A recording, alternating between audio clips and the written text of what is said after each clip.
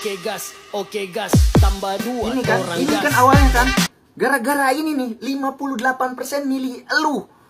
Terus lu jadi bikin kementerian bengkak, isinya tolol semua. Terkhusus nih yang ngurusin ini, mana Bahlil Lahadalia sama bagian orang Pertamina. Siapa nih yang bikin kebijakan ini, ha? Terus gara-gara satu emak-emak kaget, lu bikin kaget satu Indonesia. Ini gara-gara Bu Sri Mulyani nih yang cerdasnya kebangetan cerdas. Saking kebangetan cerdasnya sampai nyisar rakyat cuman gara-gara kaget ngelihat harga ini 22.000 di masyarakat. Sedangkan modalnya 12.000. Tapi lu akan lebih kaget lagi setelah ngelihat kasus ini nih. Gara-gara ini satu orang meninggal ibu-ibu. Ngantri gara-gara kecapean. Tambah lagi gue ini bukan pengangguran. Gue pekerja. Pagi-pagi gue juga harus masak. Terus gas habis. Masa iya gue harus nunggu agen buka? Terus kerjaan gue gimana? Anak gue makan gimana? Gara-gara gas ini nih. Hah? Bajingan emang lu pada semua ya. Bahlil lu tanggung jawab lu nih. Ada orang tua yang meninggal gara-gara antri gas. Prabowo mana tanggung jawab lu? Sebagai presiden nih. Kalau wakilnya gak usah dipeduliin, emang tolol dia mah. Tambah lagi dia jadi kan cuma gara-gara bapak. Kalau bukan gara-gara bapak gak bakal jadi dia. Ini yang milih nih 88, yang 58% kemarin milih kemana? Oke gas, rakyat ngantri gas, tolol. Di kampungku harga gas 3 kilo 30.000 bang. Oke, kita lihat pernyataan terakhir Bahlil Lahadalia. Bahlil Lahadalia bilang 1 kilo itu nggak lebih dari 5.000. Atau kurang lebih kalau 3 kilo berarti 15.000. Yang artinya ini dari distributor atau dari perusahaan resmi sampai ke agen resmi mungkin itu 15.000. Dari agen resmi ke konsumen bisa 19.000.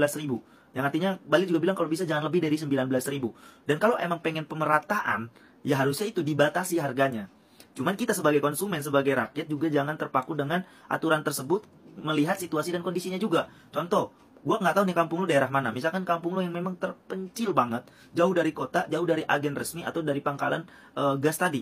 Terus dia membutuhkan ongkos atau biaya yang cukup lumayan karena itu tadi harganya itu setelah dipotong transportasi dan lain-lain dapat untungnya misalnya cuma 3.000. Jadi dia sebenarnya dapat di agen belinya 19.000 karena perjalanan ongkosnya misalkan 8.000 per satu gasnya. Ini contoh aja nih, matematika kasar aja ya.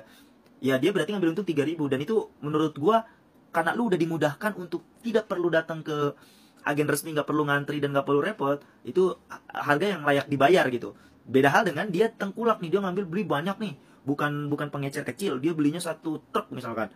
Terus melihat kondisi kayak sekarang ngantri terus seolah-olah langka, akhirnya ditahan sama dia. Terus dia cuma mau jual dengan harga tadi 30.000, kalau nggak 30.000 nggak gue jual. Padahal biasanya dia jual itu cuma 22.000 atau 25.000 paling mahal. Nah yang kayak gini nih yang harus diberantas. Mungkin tujuan awal dari kebijakan ini ya ini untuk mengatasi para tengkulak-tengkulak atau agen-agen nakal atau pengecer-pengecer nakal yang seenaknya memainkan harga. Sehingga rakyat miskin yang tadinya itu berhak mendapatkan harga murah, jadi nggak dapetin harga murah karena pemerintah udah memsubsidi besar untuk gas ini gitu. Jadi menurut gue di sini kejanggalannya, cuman kesalahannya Bahlil itu adalah membuat aturan ini tidak secara runut atau sistematis atau secara sosialisasinya tuh jelas gitu, atau informasinya ke masyarakat jelas gitu, enggak. Jadi main langsung potong aja gitu. Jadi kuku panjang itu yang dipotong bukan kukunya tapi tangannya, ya akhirnya kelabakan kan. Harusnya itu, jadi harusnya dibuat dulu aturan sedemikian rupa, simulasinya seperti apa, sosialisasinya seperti apa, baru diputuskan ke publik. Jadi supaya nggak ada tengkulak-tengkulak yang memanfaatkan. Kalau emang tujuannya memangkas para tengkulak atau agen-agen nakal atau pengecer-pengecer nakal ini, ya batasi harganya dan dikontrol gitu sama pemerintah. Dan lagi-lagi nih, gue sempat setuju ada komen yang bilang bahwa jangan dong orang kaya atau orang mampu pakai gas orang miskin. Ini kan untuk orang miskin. Ya yang normal-normal aja lah kalau emang dia mampu beli gas yang 12 kilo atau yang 5 kilo, beli. Dan ini gue cukup setuju. Kenapa? Karena salah satunya ada orang yang dia mampu untuk beli gas 12 kilo atau 5 kilo, dia sengaja punya banyak. Bahkan bukan, mungkin kalau kayak gue nih paling banyak 2. Tapi ada loh yang sampai punya 5, punya 10 tabung. Nah ini yang dianggap nggak normal, yang akhirnya peredaran gasnya nggak merata, nggak sesuai target. Yang dimana targetnya adalah orang miskin. Jadi sesama rakyat juga ya punya otak, punya hati sedikit loh. Salam Pancasila. Woi, Prabowo Subianto, Presiden Republik Indonesia. Sadar nggak ini keadaan di sekitar Jabodetabek sedang memanas akibat masyarakat kecil kesulitan mendapatkan gas LPG 3 kg. Ya. Pecat segera Bahlil Lahadalia, Menteri ESDM, titipan Jokowi. Kenapa? Karena memang telah terbukti berbohong. Dia menyatakan di depan publik bahwa kebijakan itu tidak akan menyebabkan kelangkaan gas. Ya. Masyarakat kecil juga tahu saat ini gas sulit didapatkan. Ya, itu namanya langka. Mau berkelit bagaimana? Ya, terjadi antrean-antrean di pangkalan gas karena pengecer sudah tidak boleh menjual. Ya, persoalannya orang sudah lama mengantri tapi tidak kebagian. Sedangkan dia harus beraktivitas, bekerja, berjualan. Ya, ini bisa menimbulkan suasana semakin panas dan kacau. Sadar nggak jika masyarakat kecil panas dan kacau, lalu marah, dengan mudah diprovokasi. Nah, ya, bahaya ini. Ya, jadi Bahlil ini patut dipertanyakan kinerjanya memihak rakyat atau memihak siapa. Harusnya Bahlil hati-hati karena hasil kerjanya ini bisa mempengaruhi penilaian masyarakat terhadap kinerja presiden terpilih. Mikir dikit. Ya, saya turun ke lapangan kok. Banyak ibu-ibu, anak-anak bahkan mengantri di pangkalan. Seringkali pulang tidak dapat gas LPG 3 kilo. Bagaimana dia mau masak? Bagaimana dia mau berjualan? Ya, kalau pengusaha besar mereka punya stok. Ya, tapi kalau para pedagang kecil, tabung gas satu aja itu sudah berat bagi dia. Ya, dia nggak bisa nyetok. Jadi ketika mengantri tidak dapat gas 3 kilo itu, ya dia bisa jadi hari itu nggak jualan. Ya.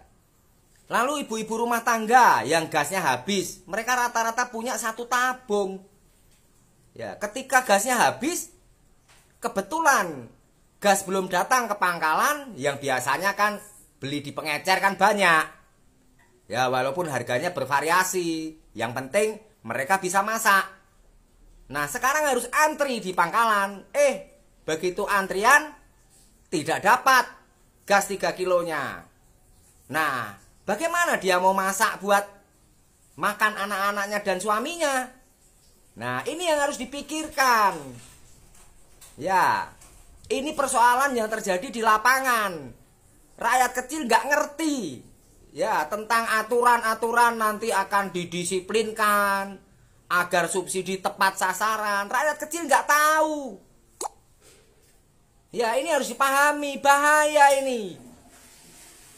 Jadi menurut saya sudah saatnya Prabowo membersihkan menteri-menteri titipan Jokowi. Kalau berani enggak? Ya kalau kinerjanya enggak bagus, ganti. Ya, masa kinerjanya enggak bagus karena ewoh pekewoh, karena enggak enak kemarin dibantu menang jadi presiden. Ya, ini persoalan amanat rakyat yang dititipkan di presiden yang dipilih oleh rakyat. Ya, rakyat enggak perlu berbelit-belit. Mahal tapi barangnya ada, rakyat masih mau beli. Ya, kadang ini sudah mahal, barang nggak ada. Ya, ini yang patut dipikirkan, jangan takabur. Ya, wah Prabowo itu kuat, sulit dilengserkan. Kurang kuat di mana itu mertuamu? Soeharto sangat kuat, 32 tahun berkuasa. Ya, hanya soal kelangkaan bahan pangan lengser. Nah, hati-hati. Saya itu pendukungmu. Ya, saya memberikan masukan-masukan, kritik-kritik supaya kamu itu dicintai rakyat. Ya, selesai pengabdianmu selama 5 tahun, tunjukkan kinerjamu. Ya, awasi menterimu dengan baik, dengan teliti. Kalau perlu ganti menteri-menterimu dengan orang-orangmu. Ya, seperti itu dong. Ya, jangan dipikir saya ini mau makar atau apa. Hah? Nah, ya.